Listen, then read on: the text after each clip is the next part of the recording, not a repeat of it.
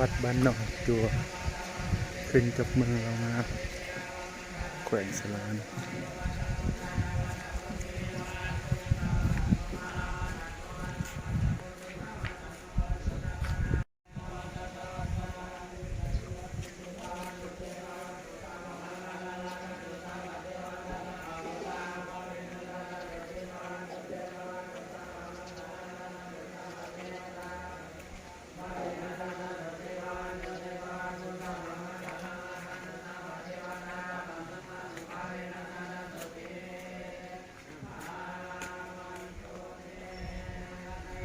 ตัวนี้ก็เป็นสัตว์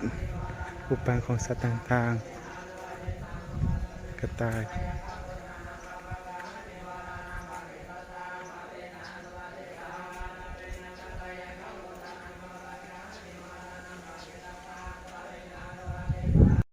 ทางนี้ถือเป็นด้านหลังของวัดนะ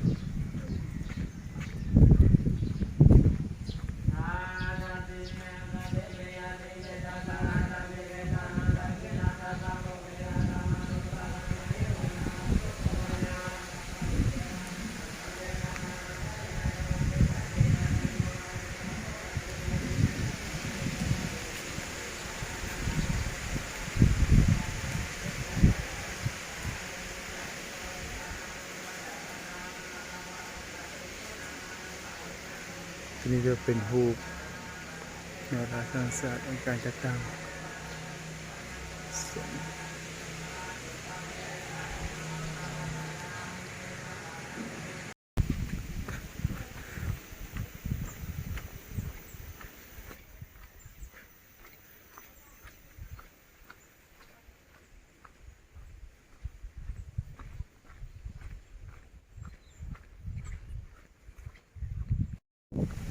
โอ้วิวดีหลายดูงามๆเลย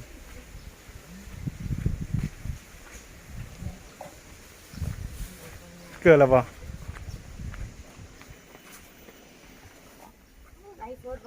บ่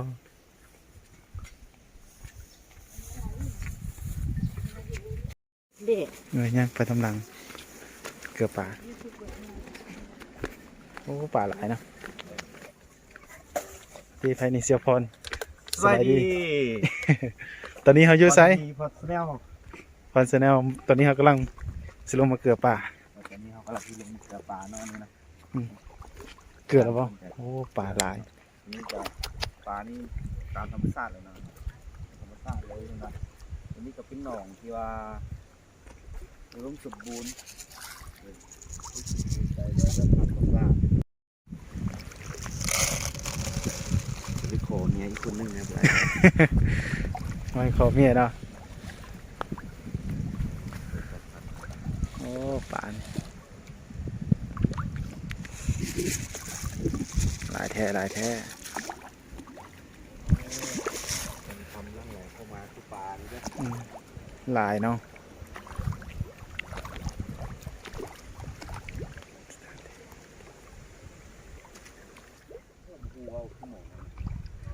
คือไปไหม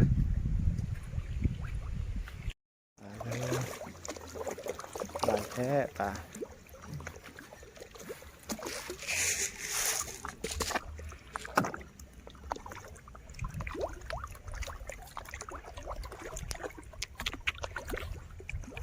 เสียพรไปแล้ว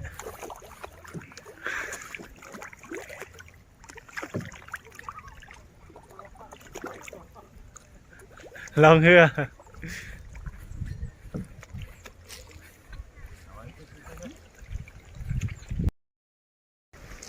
ตอนนี้ก็เสียพรกำลังไปเฮือเราไม่ให้ขอเมียคนนะไม่ให้ขอเมียวะมีแต่ไปหาเลยเนาะต้องขอเมียไปเลยจะเกือบไปแล้วก็สิขึ้นไปนี่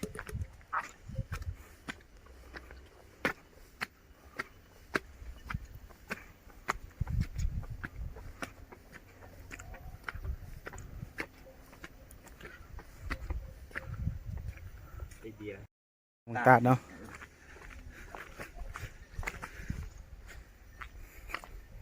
เป็นวัดเทวพัฒนาละนี่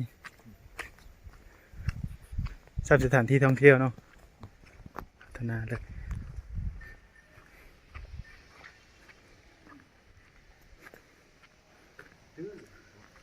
โอ้หลายเลย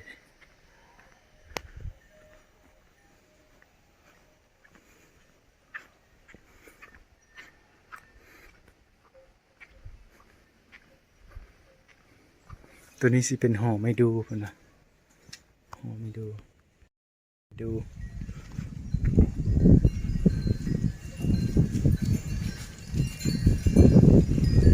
โอ้สิ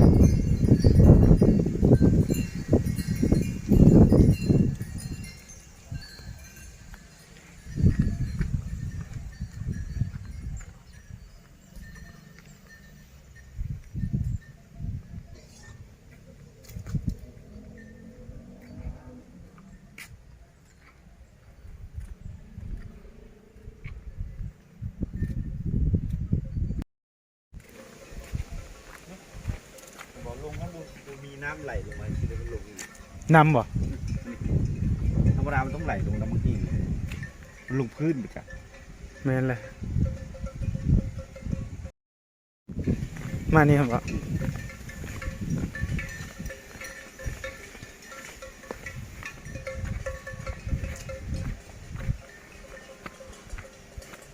โอ้ยง่วงโครมมันหลายเลยนี่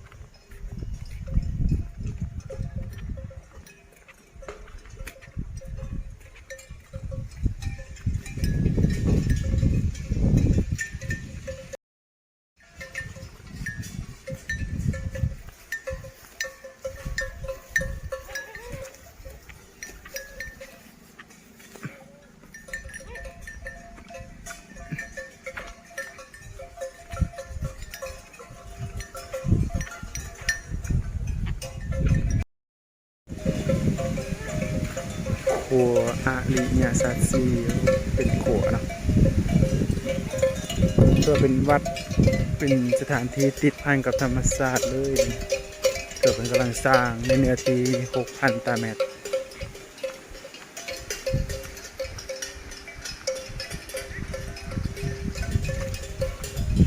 วัดเป็นสร้างได้สวยงามครัวพรหมวิหารซีเกิดมันจะสร้างเป็น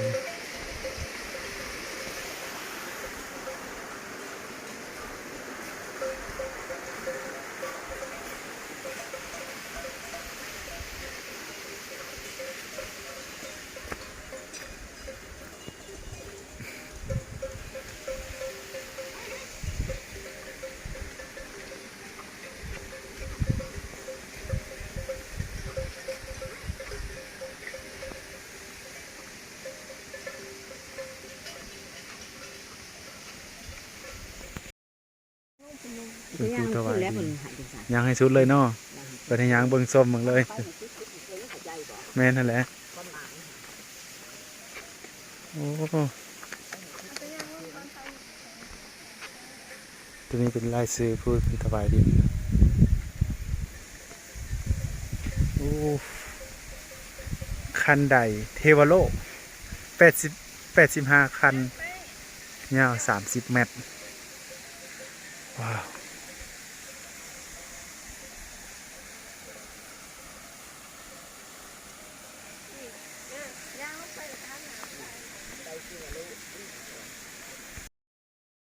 เป็นโหบันไดเนาะลง85 คัน30 เมตรความสูง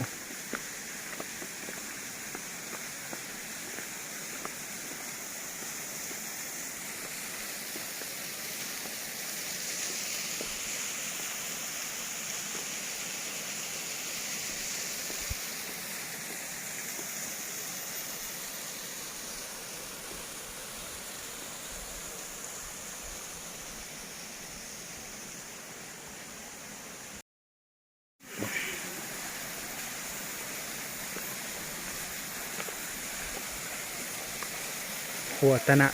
ครัวรัตนไตร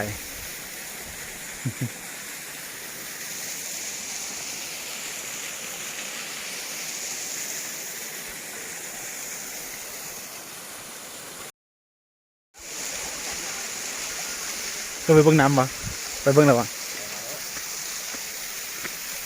คือสิหมดตอนนี้แล้วเป็นซานี่เนาะ ก็ไปกันน้ำตกตาม โอ้ยมันตกตา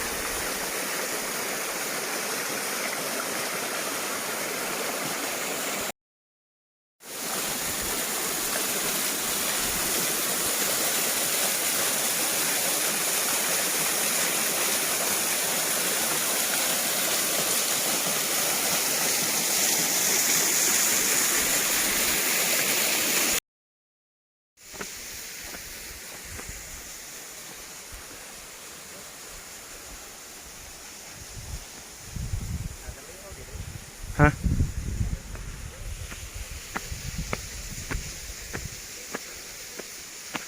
ตอนนี้เราเป็นเส้นทางขึ้น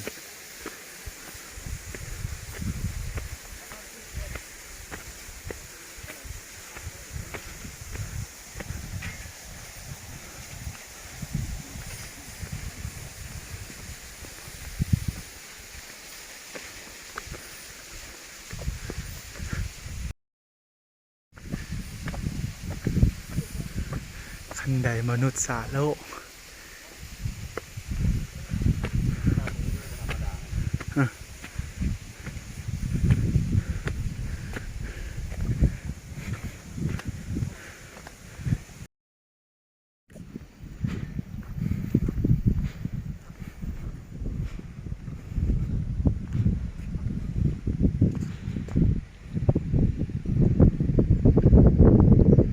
โอ้ยอยู่งามหลายอยู่งามแท้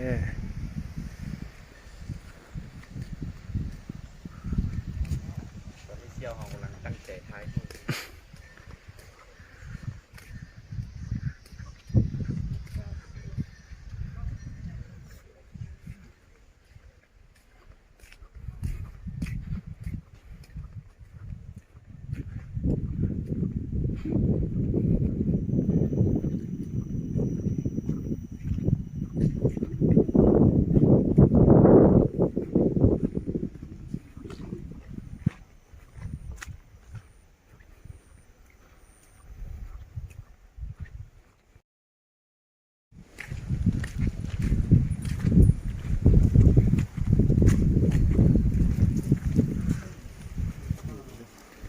อภินิหารป่าประทานไม้กลายเป็นหิน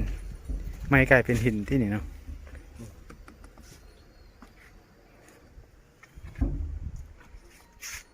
มันก็แม่นไม้ครับ